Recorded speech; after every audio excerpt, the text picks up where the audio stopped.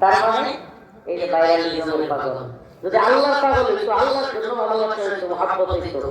মান আহাব্বা লিল্লাহ ওয়া আবগাদা লিল্লাহ ওয়া আতা লিল্লাহ ওয়া মানা লিল্লাহ ফাকাদ ইসতাকমালাল ঈমান। আমাদের ভালোবাসা কার জন্য, ঘৃণাও কার জন্য? সব কিছু হবে বলি ইন্না সালাতি ওয়া নুসুকি ওয়া মাহইয়ায়া ওয়া মামাতি লিল্লাহি রাব্বিল আলামিন। আমাদের নামাজ, আমাদের কুরবানি, আমাদের হায়াত, আমাদের মৃত্যু সব কিছু হবে আল্লাহর জন্য। ইয়া আইয়ুহাল্লাযীনা আমানু ইসতাঈনু বিস-সাবরি ওয়াস-সালাহ ইন্নাল্লাহা মা'আস-সাবিরিন। আল্লাহ রাব্বুল আলামিনের কাছে চাইতে হবে। আজকের আলোচনার বিষয় এটা। আমরা কোন কিছু চাইবো কার কাছে? সন্তান হয় না কার কাছে চাইবো? চাকরি হয় না কার কাছে চাইবো? ঋণ নষ্ট হয়ে গেছে কার কাছে বলবো? ছেলেটা মারা গেছে কার কাছে চাই বলবো? কথা বলে না। সকল বিপদ আপদ মুসিবত সব কিছু আল্লাহর কাছে চাইবো। দরকার কাছে, দরকার কাছে চাইবো, দুর্গার কাছে। হ্যাঁ, এরা দিতে পারবে? ওয়ালিয়াযুবুহুম দুবাবু শাইআ লা ইয়াস্তানফিযুহু মিন দুআফাত তালিব ওয়াল মাতলুব। এরা দিতে তো পারবেই না। আল্লাহ বলেন এরা নিজে দেখতেও এরা রক্ষা করার ক্ষমতা রাখে না, বরং এরা যার কাছে চায় এবং যে চায় কতই না দুর্বল বলেন। এরা কতই না দুর্বল, দরকার দুর্গা কতই না দুর্বল। শক্তিশালী কে? তো চাইবো কার কাছে? ইসতাঈনু তোমরা চাও বিস-সাবরি ওয়াস-সালাহ, নামাজ এবং সবরের মাধ্যমে। আল্লাহর কাছে কিসের মাধ্যমে চাইবো? আমার বাস্তব জীবনের একটা কারণ বলে শোনাবো। নামাজ এবং সবরের মাধ্যমে চাইলে আল্লাহ দেন। আমি ঘটনা প্রায় বলে থাকি। কারাগার থেকে প্রায় 31-32 মাস পর বের হবো। কত মাস যে মামলা জামিন বাতিল হয়েছে এর কোনো হিসাব নাই। জজ কোর্টের মামলা জামিন, হাইকোর্টের বাতিল, হাইকোর্টের বাতিল জামিন, সুপ্রিম কোর্টের বাতিল, একে পরে।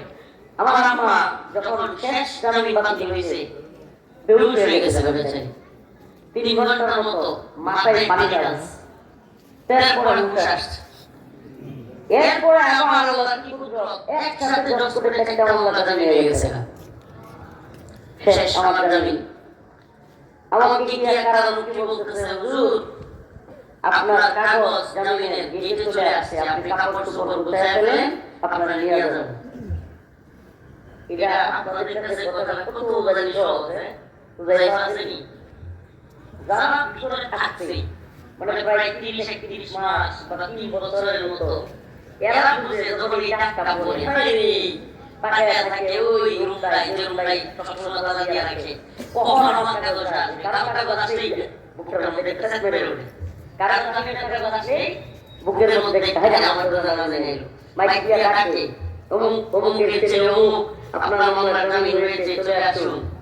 মানে এটা যে কি একটা মুহূর্ত, গেটে চলে গেছি, ব্যাগসে গুছায় নিয়ে গেছি। এই মুহূর্তে যায় শুনি কি সর্বনাশ, আইন তারানুল ভাই জামিন হয়েছে, আদালত জামিন দিয়েছে, কাগজ গেটে আসছে, এরপর 7টা গোয়েন্দা সংস্থা ক্লিয়ারেন্স লাগবে। মানে জামিন হয়েছে, আদালত জামিন দিয়েছে, এই জামিনের কাগজ গেটেও আসছে, কিন্তু এই কাগজ দেওয়া হবে না। গোয়েন্দা সংস্থা এনএসআই, ডিজিএফআই, সিটিটিসি, এটিইউ, এরপরে আরো যত সংস্থা আছে, টিভি, এসবি, সবগুলো ক্লিয়ারেন্স লাগবে। এমন আমাদের গেটে বসেছে, বলতে হুজুর আপনার 4টা ক্লিয়ারেন্স হয়ে গেছে সংস্থা, আরো 3টা বাকি। চিন্তা করছেন এদের যে পরিমাণে আইন কানুন, আমার মাঝে মাঝে মনে হয় এই মানব বিরোধী আইনগুলো তৈরি হয়েছে মানুষকে খালি কষ্ট দেওয়ার জন্য। এই মানব বিরোধী আইনগুলো মানুষকে শান্তি দেওয়ার জন্য বানায় নাই, মানুষকে কষ্ট দেওয়ার জন্য এরা বানাইছে। আচ্ছা, আরেকটা কারণ বলি, যারা জেলখানায় গেছে বা মামলা কাটছে এরা জানে, 10 মাস 12 মাস চলে গেছে, 26 ডিগ্রি মাঠে থাকছি, এরপরে 10 মাস 12 মাস কারাগারে ছিলাম।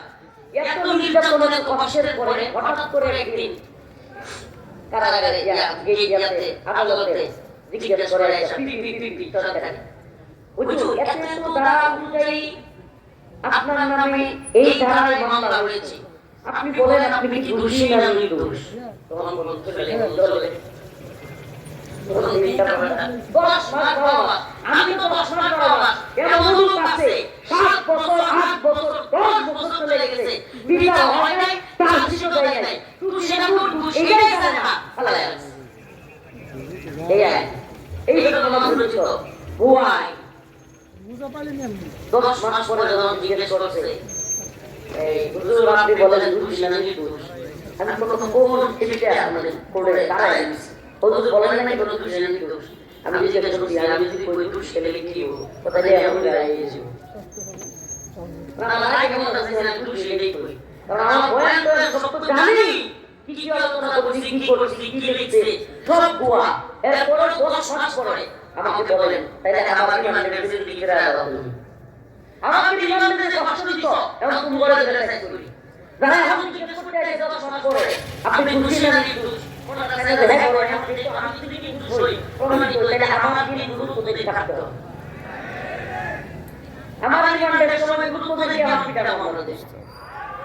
কি আশ্চর্য বিষয়, মানে আই একটা জাত আছে মানব পরিচয় আইনে, আপনাদেরকে আরেকটা কারণ বলে দেব, মানব পরিচয় আইনে একটা হিস্ট্রি বলি, হিস্ট্রি মানি লন্ডারিং আইন নামে একটা আইন ছিলেন। মানি লন্ডারিং বিদেশে টাকা পাচার করা, বিদেশে টাকা পাচার করলে মামলা হবে, এবং মামলায় মানুষকে ধৈর্য দিত, কিন্তু হাসিনা তখন রিজার্ভে টান করছিল, রিজার্ভে টান করছিল, রিজার্ভ পর্যন্ত কেন্দ্রীয় ব্যাংকে যে টাকাটা জমা থাকে কেন্দ্রীয় ব্যাংকে রিজার্ভ, এই রিজার্ভে যখন টান করছে তখন তারা বলে দিচ্ছে মিডিয়ার মধ্যে আসে যে যারা বিদেশে টাকা আছে তারা যদি নিয়ে আসে তাহলে তাদের প্রাণ বন্ধ হয়ে যাবে, মানে পাচার করা টাকা উঠে তাহলে কি করবো, প্রাণ না 2% কি দিব বেশি 100 টাকা আর 2 টাকা বাড়ায় দিব। তাহলে আমরা বলব কয়েকদিন আগে তারা কি করেছে, কয়েকদিন আগে কি করেছে, কেউ যদি বিদেশে টাকা পাচার করে তারা কি দিব দেন, তারা দিবে। এখন কি টাকা ফেরত আনলে আরো তাহলে যারা টাকা নিচ্ছে মনে করেন 1 কোটি টাকা নিচ্ছে, ওই 1 কোটি টাকা বাংলাদেশে 1 কোটি 20 লাখ লইয়া আবার 1 কোটি 20 লাখ পাঠাই দেব। এই হলো মানব পরিচয়। মানে আমার আপনাদের কাছে এই কথাগুলো বলার কারণ কি জানেন, বুঝানো যে এইটা আইনগুলো যেগুলো একেবারে কোরআনের থেকে বড় মনে করতেছেন আপনারা, নমন করতেছেন, এগুলো অবস্থাটা কি বুঝানো। এই জমিদার আমাকে বলেন বাবা, জমিদার